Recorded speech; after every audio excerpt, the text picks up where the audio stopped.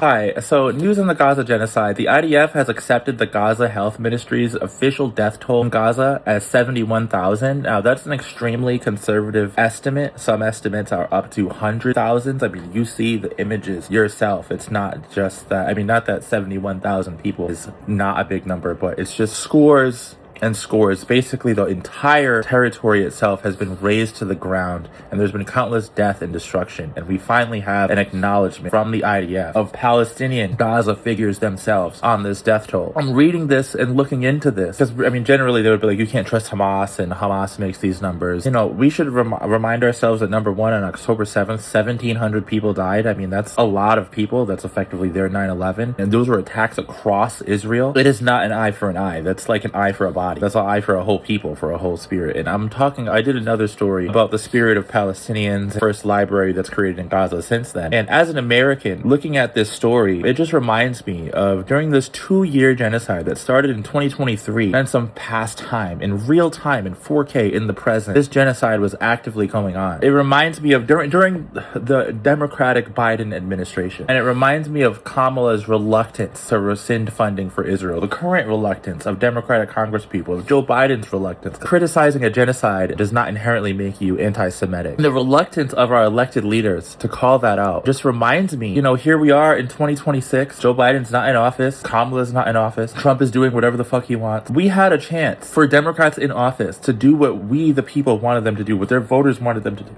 And instead, they sent the government after people to protest at college campuses and locked people up. Instead, they ignored that. 71,000 people, at the bare minimum, have been killed.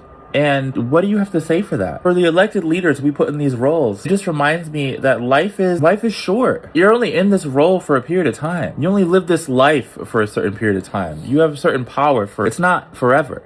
You're not always going to be the president. You're not always going to be in a position of power. You're not always going to be, and of course there's the military-industrial complex, and it's AIPAC, and it's everybody else. I get that. But each individual person has to live with themselves at the end of the day. And when history is written, people will say, what did you do when this happened? What did you do in your life with your power to do anything? And even if you have no power to affect world events. I mean, of course, we're talking about world leaders, so of course the President of the United States has something he can do. There's certain moments in life you don't get back. Missing that from a political lens and on a personal existential lens is really terrible. I just look at this story and it reminds me of more could have been done. More can still be done right now. We should remind ourselves of the power we have in this moment and the duty we have. We are all one people living on this floating rock through space. We all have a duty to one another in the time we are still alive. And we can't forget that, because this is what happens. And you can't bring those lives back.